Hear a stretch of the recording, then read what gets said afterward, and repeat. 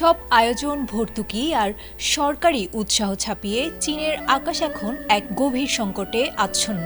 যে দেশ একসময় জনসংখ্যা বিস্ফোরণের ভয়ে চাপিয়ে দিয়েছিল এক সন্তান নীতি, সেই চীন এখন প্রতিটি নতুন শিশুর কান্নার শব্দ শুনতে উন্মুখ।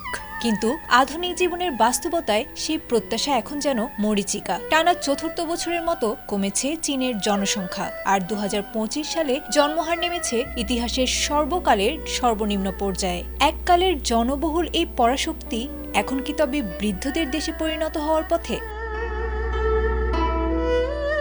চীনের জাতীয় পরিসংখ্যান ব্যুরোর সর্বশেষ তথ্য অনুযায়ী 2025 সালে প্রতি 1000 জনের জন্মহার কমে দাঁড়িয়েছে মাত্র 5.63%। গণমাধ্যম CNN এর তথ্য অনুযায়ী গত এক বছরে দেশটিতে মাত্র 7.92 মিলিয়ন শিশু জন্ম নিলেও মৃত্যুর মিছিল ছিল বিশাল, যা প্রায় 11.31 মিলিয়ন। অর্থাৎ এক বছরেই চীনের মানচিত্র থেকে হারিয়ে গেছে প্রায় 3.39 মিলিয়ন মানুষ।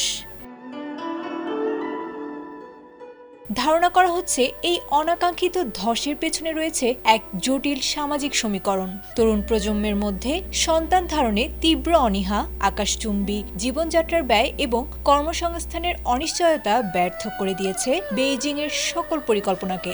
দেশটির সরকার শিশু ভাতা, কর ছাড় এবং বিনামূল্যে প্রাক স্কুল শিক্ষার মতো নানা টোপ দিলেও আধুনিক চীনারা প্রাধান্য দিচ্ছেন ক্যারিয়ার আর ব্যক্তি স্বাতন্ত্র্যকেই।